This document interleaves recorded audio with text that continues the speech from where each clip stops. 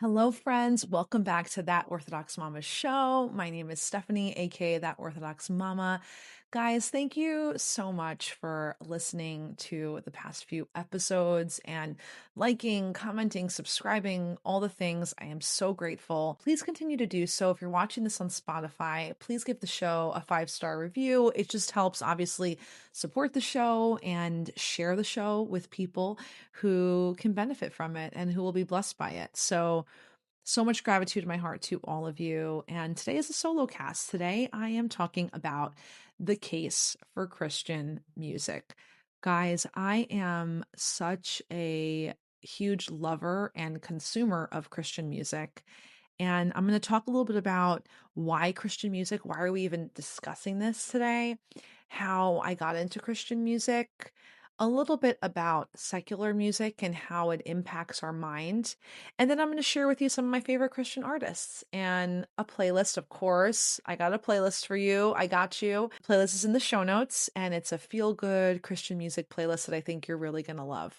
Before we get into this, I do want to preface this by saying that this episode is in no way, or any of my episodes, to be honest with you, are in no way meant to make you feel guilty for listening to secular music, or to judge you in any way. My goal with this episode in particular is just to make you more intentional about what you are listening to and what you are watching, right? What you are consuming through your eyes and your ears. Because listen, we all have precious minutes in a day, okay? And we want to make sure that we're not wasting those minutes with things that might be doing us harm in some ways, right? So let's talk a little bit about why contemporary Christian music. Well, guys, is booming.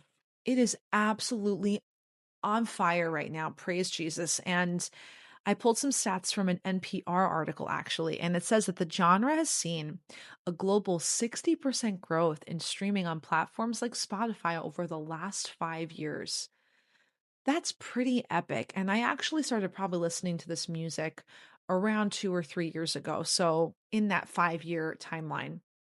And it's the fourth fastest growing music genre in the first half of 2024. Pretty awesome. 54 million adults listening weekly. How cool is that? You have a whole community, right? That is listening to this music that can support you. And the genre is breaking into mainstream charts.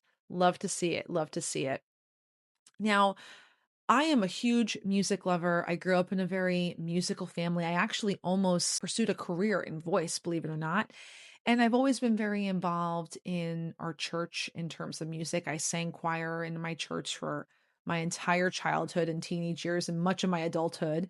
And I've always had such a love for Orthodox liturgical music and hymns and chanting. I mean, I think it's just one of the huge draws to our faith for new converts, people, interested in Orthodoxy. It's just how beautiful the music is. I mean, you come into our services, of course, the liturgy is so special, but the music just adds this extra special touch that is, oh, it's just incredible. And you can't get anything else like it anywhere else. And as much as I love our Orthodox music, I am listening to other genres of music. I don't think that's a bad thing.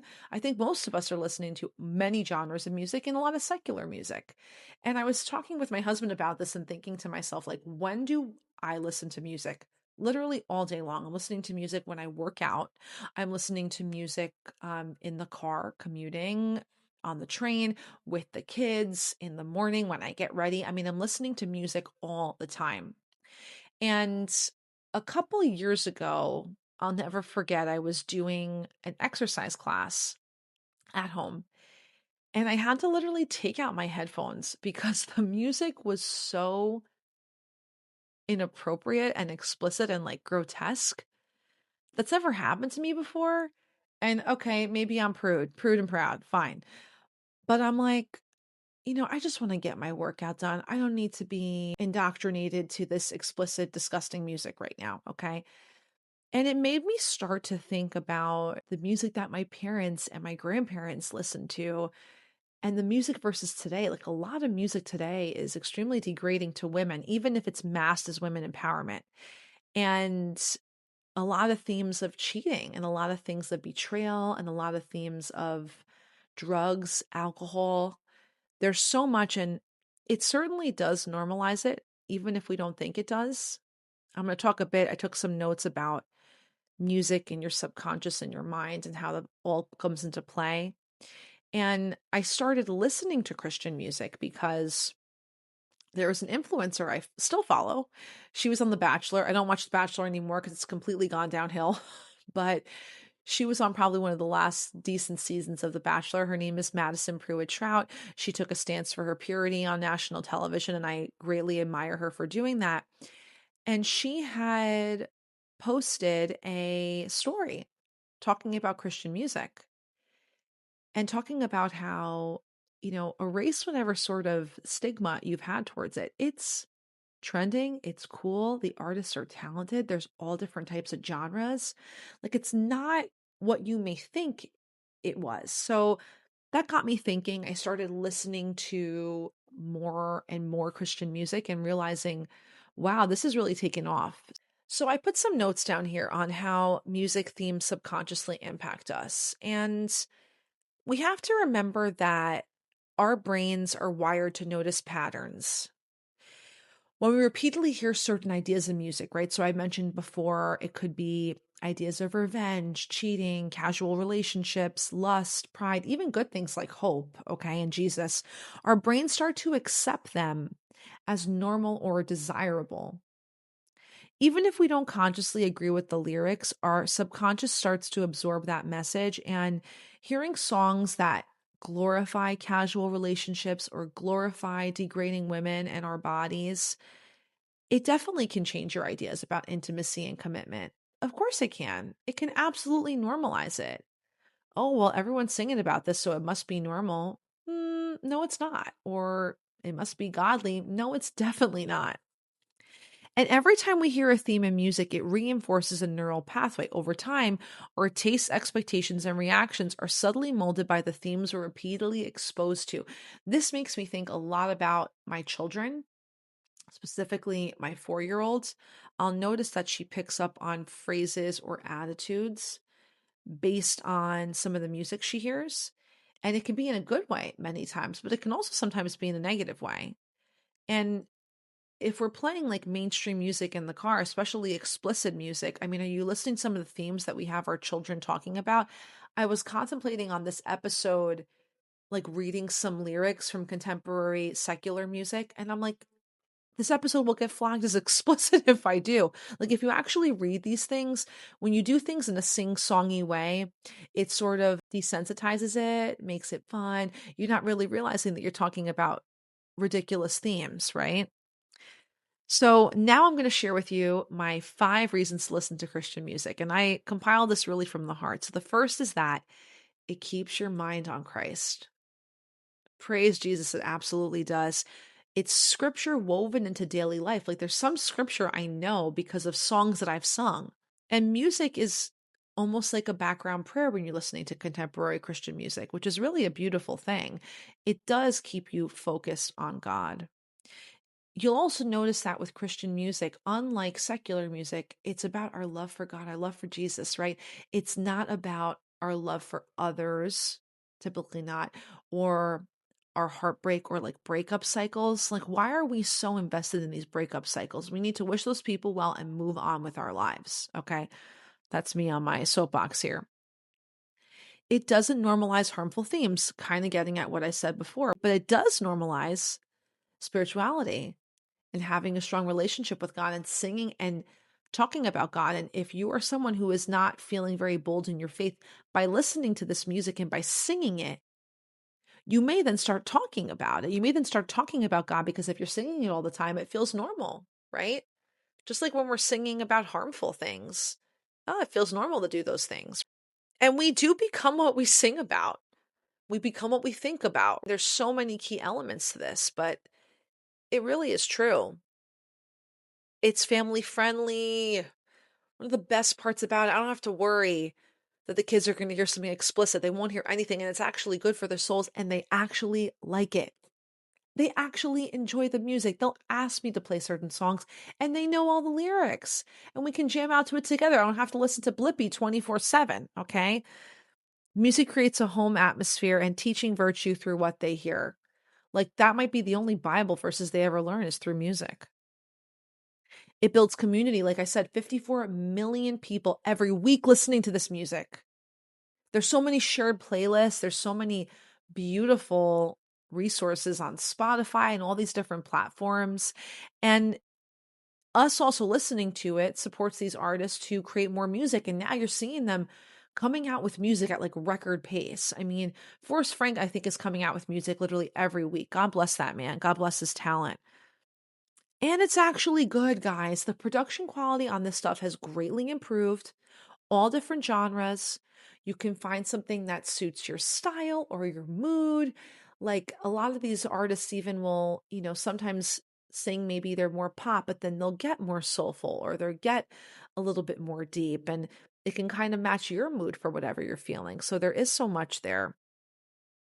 And I just want to take a moment to talk a little bit about TV because, music we hear, but TV we hear and we watch. And there is so many harmful themes on television today that are completely normalized. Cheating, alcohol, drugs, excessive use of really anything. And a lot of these writers or producers have a way of just making it seem like, oh, it's okay, it's not that bad, or this is what everyone's doing, and it's not. And I think specifically back to a show that my husband and I watched on HBO about like a supervillain. I always love like hearing the what was the supervillain backstories. And it started out good, it was an interesting storyline and the costumes were good, like the face prosthetics or makeup or whatever they were using, and the acting was really, really good, actually. And then it started to get really dark and demonic. I'm not going to go into details on it, but we would watch it at night and it would kind of keep me up all night. And of course, listen, we need to be realistic. Bad things happen in the world, but these shows glorify it, they glamorize it. I mean, they make it seem like it's cool to be like this and it's okay. They became a bad person because all this bad stuff happened to them. And I'm not buying that. I'm really not buying that. And it wasn't glorifying God. It just wasn't. So I said to my husband, I really love unwinding with you at the end of the night and watching some TV together, but I just cannot watch this anymore. It's disturbing me. I feel it's demonic. And he fully agreed. And then we stopped watching it together and we started watching other things or reading a book. So just a comment on that. You're watching trash TV. I know some of it's just like something that you can sort of unwind to and not have to think, but you don't have to watch necessarily The Chosen 24/7, but like there are some, more wholesome things to watch. Like I'm basically watching Pride and Prejudice literally every single night. Love that movie. It's still a work of art. Now I'm going to share with you some of my top Christian artists, some of my faves. I'll put this in the show notes too. So Forrest Frank, I mean, he is just such a force in the contemporary Christian movement. God bless that man. He is so talented. I went to one of his concerts with my sister. It was next level awesome. And he's just got talent like oozing out his fingertips. You can really tell he's in God's favor. So he does like indie pop, feel good music. He does do some more deeper stuff with Hulvey. He's done a couple things with Hulvey. Hulvey is a very popular Christian rapper, very popular with like the Gen Z guys, Gen Z boys. He's cool, it's like Christian rap. It's not explicit, so I can play it in the car with the kids. And I also like working out to a lot of Hulvey songs. He's great, very like introspective, if that makes sense. Then you have Lecrae. So like any millennials will know Coming in Hot from Lecrae. Hip hop, he was like the OG before sort of Hulvey came on the scene. Very faith driven actually. Even Coming in Hot has Jesus themes in it. Brandon Lake, love Brandon Lake. I'm so into his music lately. I count him as like my workout song, my push-up song.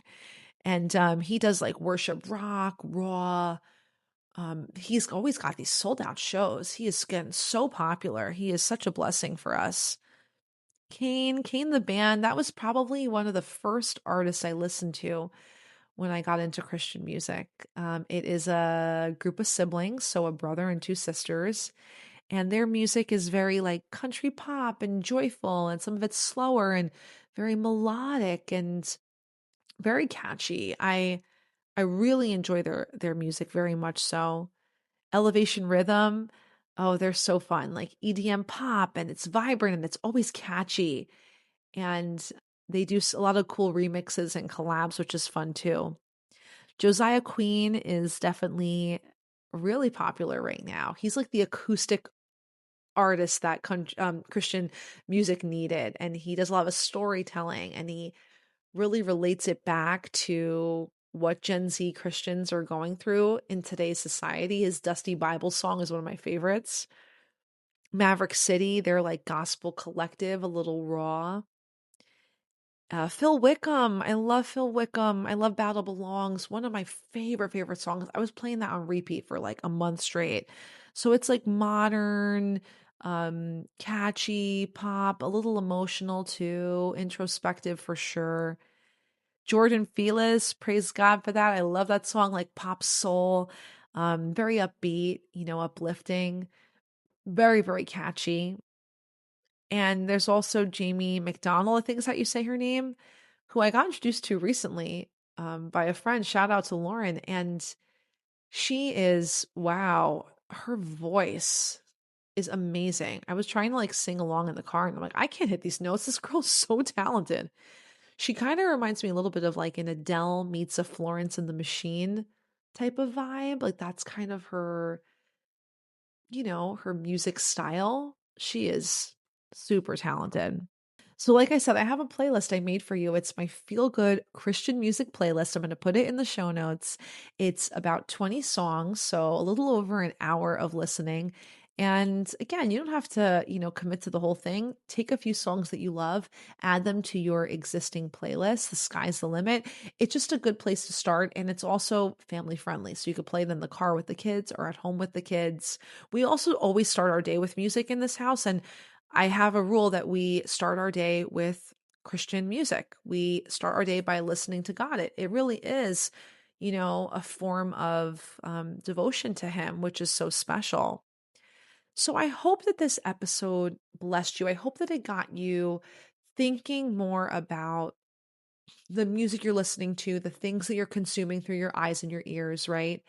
And maybe, just maybe, you can swap out some secular music for some contemporary Christian music, right? Why not? Or add it to your current playlists.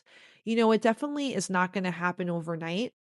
For me, it was listening to a few songs at first and then slowly incorporating more and more into my routine, and also really curating a new social media feed for myself by following these artists and following artists associated with them. I went from seeing different things in my feed. It's funny how our social media is literally called our feed. It's literally feeding us through our eyes and our ears.